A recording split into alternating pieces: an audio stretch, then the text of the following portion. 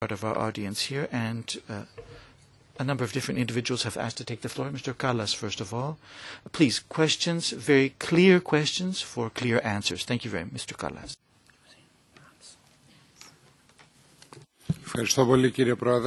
Thank you very much, Chairman.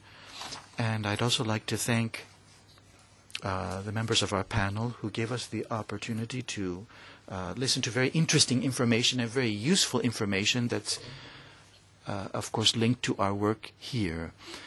I'd like to ask the following, Chairman.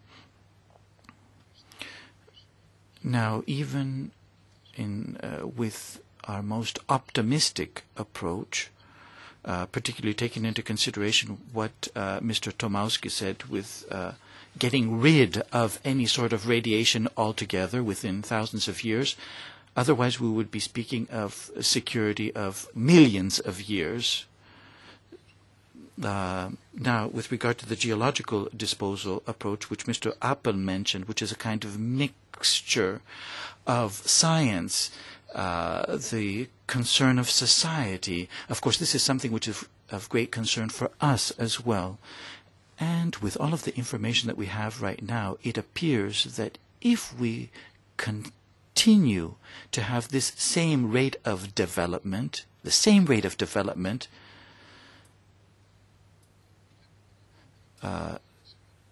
with a world with 8 billion, with a population of 8 billion by the year 2025, with the very speedy development of the countries of Asia, Southeast Asia, and the Pacific Rim as well.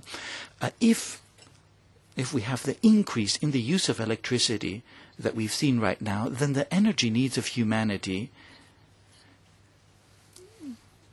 and when we take into consideration the embryonic development or stage of development right now of alternative energy sources, it appears that nuclear energy will be a solution. Nuclear energy, which is something which is seen with great concern and suspicion as well, and reservations exist as well with regard to nuclear energy, particularly the attack made by Bill Gates against alternative energy forms, which provide only us with only 10 to 12% of our energy needs, cover only that percentage, in other words.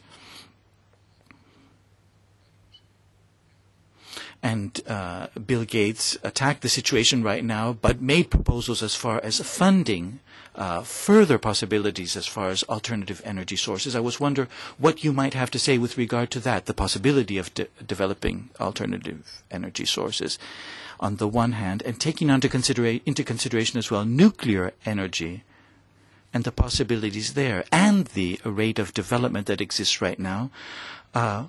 What sort of risks, what sort of challenges exist before us in the future in Europe, in North America, particularly with the possibilities that exist now and the very, very important issues that have to be taken into consideration. Mr. Hans, please.